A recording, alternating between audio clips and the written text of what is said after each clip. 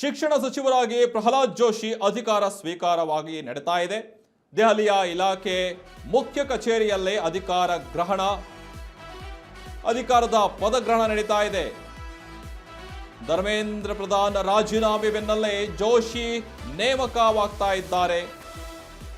ಇದೇ ಮೊದಲ ಬಾರಿಗೆ ಕನ್ನಡಿಗರಿಗೆ ಶಿಕ್ಷಣ ಖಾತೆ ನೀಡಿರುವಂತಹದ್ದು. ಈಗ ಭಾರಿ ದೊಡ್ಡ ಜವಾಬ್ದಾರಿ ವಹಿಸಿದ ಪ್ರಧಾನಿ ಮೋದಿ, ಹಾಗಾಗಿ ಈಗ ಮೋದಿ ಶಿಫಾರಸ್ಸಿನ ಮೇರೆಗೆ, ರಾಷ್ಟ್ರಪತಿಯ ಆದೇಶದ ಮೇರೆಗೆ ಭಾರಿ ದೊಡ್ಡ ಜವಾಬ್ದಾರಿ ವಹಿಸಿದಂತಹ ಪ್ರಧಾನಿ ಮೋದಿಯವರು ಶಿಫಾರಸು ಕೂಡ ಆಗಿತ್ತು. ರಾಷ್ಟ್ರಪತಿಗಳ ಆದೇಶವೂ ಕೂಡ ಆಗಿತ್ತು.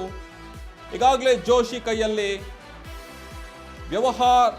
ಗ್ರಾಹಕ ವ್ಯವಹಾರಗಳ, ಆಹಾರ ಮತ್ತು ಸಾರ್ವಜನಿಕರ ವಿತರಣೆ ಇಲಾಖೆಯ ಖಾತೆ ಕೂಡ ಅವರ ಕೈಯಲ್ಲೇ ಇತ್ತು. ಅವರ ಅಧಿಕಾರದ ಜೊತೆಗೆ ಹೊಸ ಮತ್ತು ನವೀಕರಿಸಬಹುದಂತಹ ಇಂಧನ ಖಾತೆ ಕೂಡ ಇತ್ತು. ಜೋಶಿ ಕೈ ತುಂಬ ಹಲವು ಇಲಾಖೆಗಳ ಹೊಣೆ ಈಗ ಹೊತ್ಕೊಂಡು ನಮ್ಮ ಕರ್ನಾಟಕದಲ್ಲೂ ಮೊದಲ ಬಾರಿಗೆ ಶಿಕ್ಷಣ ಸಚಿವನಾಗಿ ಸಿಕ್ಕಿರುವಂತಹದ್ದು. ಈಗ ಧರ್ಮೇಂದ್ರ ಪ್ರಧಾನ್ ರಾಜೀನಾಮೆ ಬೆನ್ನಲ್ಲೇ ಈಗ ಪ್ರಹ್ಲಾದ್ ಜೋಶಿಗೆ ದೊಡ್ಡ ಜವಾಬ್ದಾರಿ ಸಿಕ್ಕಿದೆ ಅಂತ ಕೂಡ ಹೇಳಬಹುದು.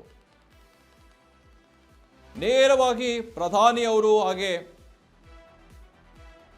ಮುಖ್ಯ ಕಚೇರಿಯಲ್ಲಿ ಅವರಿಗೆ ಈಗ ನೇಮಕವನ್ನ ಮಾಡಲಾಗ್ತಾ ಇದೆ. ಇದೇ ಮೊದಲ ಬಾರಿಗೆ ಕನ್ನಡಿಗರಿಗೆ ಶಿಕ್ಷಣ ಖಾತೆ ಸಿಕ್ಕಿರುವಂತಹದ್ದು. ಭಾರೀ ದೊಡ್ಡ ಜವಾಬ್ದಾರಿ ವಹಿಸಿದಂತಹ ಈಗ ಪ್ರಧಾನಿಯವರು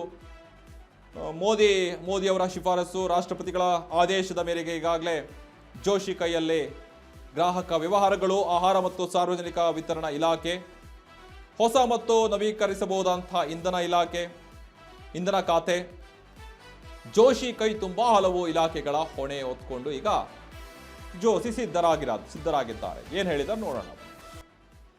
मेरे ऊपर जिम्मेदारी मुझे